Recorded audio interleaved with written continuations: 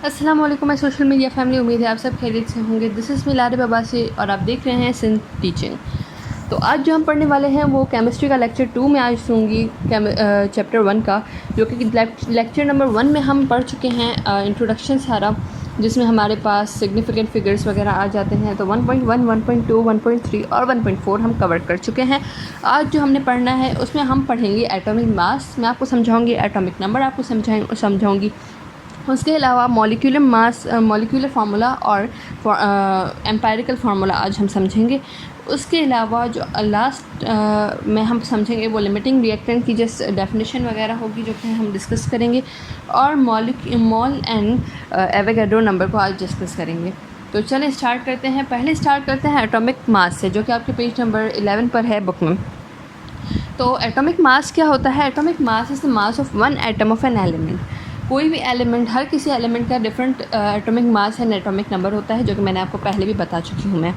तो जो डिफरेंट होता है, तो इस वजह से हमारे पास जो एक किसी भी एलिमेंट का कोई एक एटम अगर आप उठा लें और जो उसका मास होगा that will be the atomic mass. और नहीं तो फिर दूसरे अल्फाज में, जो सिंपल अल्फाज में, हम ये कह सकते हैं कि number of protons and neutrons present in a atom. तो जितने भी number of protons and neutrons होंगे वो उन्हें हम कहते हैं एटॉमिक मास। जैसे फॉर एग्जांपल हमारे पास 14 है, तो 14 में 14 हम दोनों को मिलाकर कहते हैं, मतलब प्रोटॉन्स भी हैं इसमें, न्यूट्रॉन्स भी हैं, दोनों को मिलाकर जो नंबर हुआ वो है 14। जस्ट लाइक अब हम बात करते हैं एटॉमिक नंबर की। एटॉमिक नंबर क्या होता है? नंबर ऑफ़ प्रोटॉन्स और electrons in a nucleus, in a atom, sorry, electrons nucleus में नहीं होते, दे आर इन ऑर्बिट्स। तो क्या होता है कि एटॉमिक नंबर क्या होता है हमारे पास? Number of protons and electrons, यानी कि जो प्रोटॉन्स और इलेक्ट्रॉन्स हैं किसी भी न्यूट्रल एटम में, उसमें वो दोनों हमेशा बराबर होते हैं, प्रोटॉन्स और इलेक्ट्रॉन्स का नंबर। अगर हमें न्यूट्रॉन्स का नंबर फाइंड आउट करना है तो हम कैसे करेंगे? हमें ये तो पता है कि एटॉमिक नंबर जस्ट लाइक कि हमारे पास 7 है, तो प्रोटॉन्स भी 7 है हमारे पास, इलेक्ट्रॉन्स भी 7 है, मगर एटॉमिक मास में तो हमारे पास प्रोटॉन्स भी हैं और न्यूट्रॉन्स भी हैं ना। तो न्यूट्रॉन्स को कैसे फाइंड करेंगे अलग से?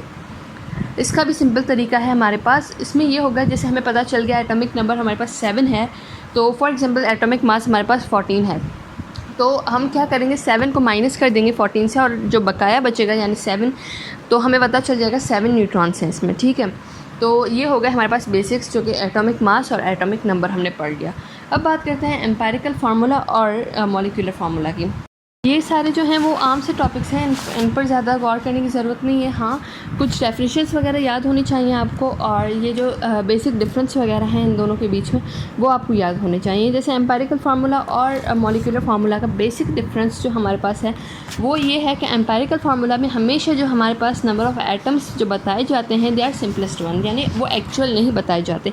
जो एम्पिरिकल फार्मूला होता है it shows the simplest ratio of atoms present in any compound, ठीक है। अब हम बात करते हैं मॉलिक्यूलर फार्मूला की। मॉलिक्यूलर फार्मूला में it shows the actual number of atoms present in any compound. किसी भी कंपाउंड में जो एक्चुअल नंबर यानी जो असल नंबर होता है इलेक्ट्रॉन्स और प्रोटॉन्स का, यानी कि actual number of atoms present in any compound, तो उसकी हम बात कर रहे हैं मॉलिक्यूलर फार्मूला में। तो जो एक्चुअल नंबर जो बताता है हमें, यानी जो एक्चुअल नंबर हमारे पास है दैट इज़ मॉलिक्यूलर फार्मूला, और जो हमारे पास सिंपलेस्ट रेशियो हमें बताता है वो है empirical formula. This is the basic difference between them. तो चलें अब आगे बढ़ते हैं, अब हमारे पास दूसरे टॉपिक की तरफ चलेंगे। अब बात करते हैं हम अपनी सेकंड लास्ट टॉपिक की, जो कि लिमिटिंग रिएक्टेंट है। लिमिटिंग रिएक्टेंट हमें नाम से ही पता चल रहा है, जिसकी कोई लिमिट हो वो रिएक्टेंट कहा जाता है उसे, जो कि लेफ़्ट हैंड साइड पर हो किसी भी केमिकल रिएक्शन में, यानी वो रिएक्टेंट हैं वो दोनों, कोई भी रिएक्टेंट, 2 रिएक्टेंट या 3 रिएक्टेंट, जितने भी रिएक्टेंट्स हों तो वो एक दूसरे से मिलकर ही हमारे पास प्रोडक्ट बनाते हैं, तो उन्हें कहा जाता है रिएक्टेंट। तो लिमिटिंग रिएक्टेंट मतलब जिसकी कोई लिमिट हो। तो ऐसे the reactant which forms the least amount of product in chemical reaction, यानी उसकी अमाउंट जो कि वो प्रोड्यूस करे, यानी कि वो केमिकल रिएक्शन जो प्रोड्यूस करे हमारे पास प्रोडक्ट, वो बहुत ही कम करे। The least amount of product in any chemical reaction is known as limiting reactant. हम बात करते हैं हम अपनी लास्ट और बहुत अहम टॉपिक की, वो हमारे पास है mole and Avogadro number. Avogadro law भी कहा जाता है। Avogadro was a scientist, he discovered this law उसने ये बताया कि कितने पार्टिकल्स होते हैं किसी भी गैस में और ये कैसे डिटरमाइन किया जाता है, वो इस लॉ को यूज़ करके डिटरमाइन किया जाता है। ये लॉ जो है वो स्टेट करता है, इट सेज के volume is directly proportional to the number of moles of the gas. जितने भी number of moles of the gas हैं उससे डायरेक्टली प्रोपोर्शनल होता है हमारा वॉल्यूम।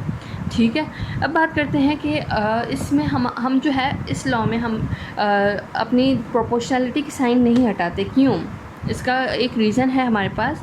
इस वजह से क्योंकि हर किसी गैस का different atomic mass, atomic number होते हैं, तो इस वजह से इसे नहीं हटाया जाता, एटॉमिक मास होते हैं।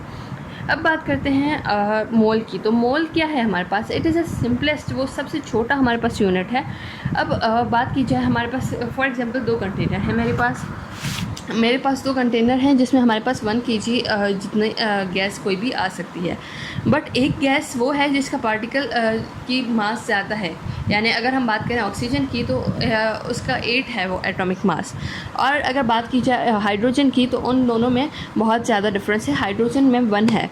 तो हाइड्रोजन जो है उसकी ज़्यादा पार्टिकल्स आएंगे 1 kg के उस कंटेनर में मेरे पास।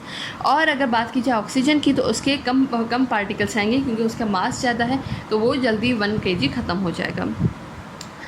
तो इस वजह से हमें इससे ये पता चलता है कि हमारे पास नंबर ऑफ़ पार्टिकल्स हमें नहीं पता चलते कि वो कैसे एक जैसे होते हैं हर किसी गैस में। तो इस जो एवोगैड्रो था उसने यही एक नंबर बताया जो कि 6.03 मल्टीप्लाई बाई 10⁻23 पार्टिकल्स होते हैं एक मॉल में। यानी कोई भी आप गैस ले लें, कोई भी एलिमेंट ले लें, कोई भी सब्सटेंस ले लें, उसका एक मोल जो होता है उसमें हमेशा हमारे पास जो नंबर ऑफ़ पार्टिकल्स होते हैं वो होते हैं 6.02 मल्टीप्लाई बाई 10⁻23। तो ये याद रखिएगा। फॉर एग्जांपल हमारे पास बात हो रही है ऑक्सीजन के 2 मोल्स की ना। ऑक्सीजन का 1 मोल है तो हमारे पास 8 है हमारे पास। तो वंस हम बात कर रहे हैं 2 मोल की ना, तो 2 को हम मल्टीप्लाई करेंगे 6.02 मल्टीप्लाई बाई 10⁻23। यही सेम अगर आपके प्रॉब्लम में आ रहा है 3 मोल्स के लिए, यानी 3 मोल्स ऑफ ऑक्सीजन या 4 मोल्स ऑफ ऑक्सीजन या किसी भी हम एलिमेंट की बात करें, तो कार्बन की बात कर लें या फिर हाइड्रोजन की बात कर लें, तो उसमें होता कुछ यूँ है कि आपको उस नंबर को जितने मोल्स होते हैं उससे मल्टीप्लाई करवाना होता है 6.02 मल्टीप्लाई बाई 10⁻23 से, तो आपको आपका आंसर मिल जाता है। That's it.